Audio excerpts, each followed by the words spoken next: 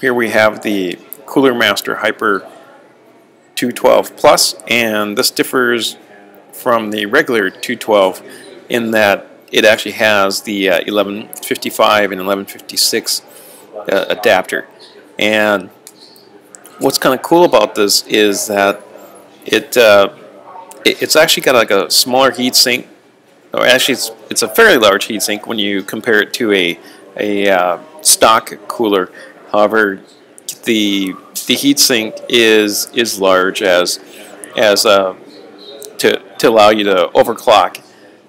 And let's go ahead and pull it out. So we see that the heatsink is actually quite large. It's a very large heatsink, and it's going to require like a larger footprint on your motherboard.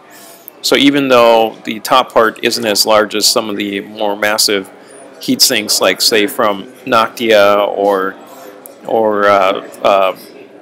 Silver Arrow or some of these other heatsink manufacturers, we do see that this is a slightly smaller heatsink in comparison to the other manufacturers. So I would say this heatsink is about comparable to a Zalman heatsink, if you're familiar with those products. We do have a lot of various connectors in here, and let's see, your instruction manual should be in here, and that's nicely boxed away in here. Let's go ahead and open it up, and we'll check this out here. And it actually has like a fairly comprehensive warranty, it looks like. You are going to have to read through the instructions to install this heatsink. It is going to be quite a lengthy process, and then also if you're using an AMD board, you have to use the special sockets and components for the AMD board as well too. But check it out though. It looks like it's alternating between copper and steel, and we also have a 4-pin power connector there as well too. But it feels like the top part's made from aluminum, and we have the heat pipes that are made from copper. Let's go ahead and check out, I'll show you the side profile.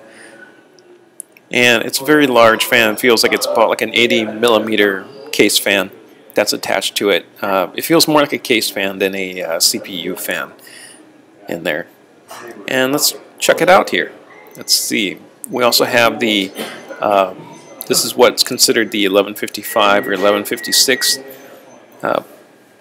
mounting bracket.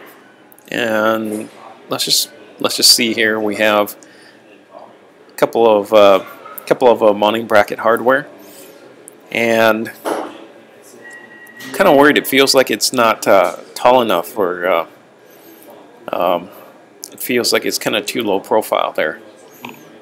Let me just slide my board here. I'm kind of worried because my board actually has heat sinks around the CPU. Yeah, that's kind of a bummer. It doesn't look like it's really going to fit. I'm laying it this way because if I turn around the other side, the capacitors are actually popping up, and it's too big the other way too. Yeah, this is disappointing. So I would suggest maybe using this heatsink if you're running a stock board. If you're running a more fancy board with a lot of extra like heat sinks and covering the other areas of the CPU, I would pass on this particular cooler. It's just kind of disappointing that all the other heat sinks on the board cause this not to quite fit. But just so you're aware, it's the stock cooler for this board might be the best way to go, but then it kind of defeats the purpose of having a board to overclock. So it's just so you know, this is somewhat disappointing, but still not a deal breaker. There should be other boards that this would fit. but just the way that ASUS arranged some of the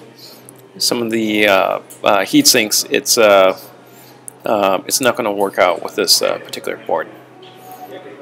Well, thanks for watching, and remember, everything matters.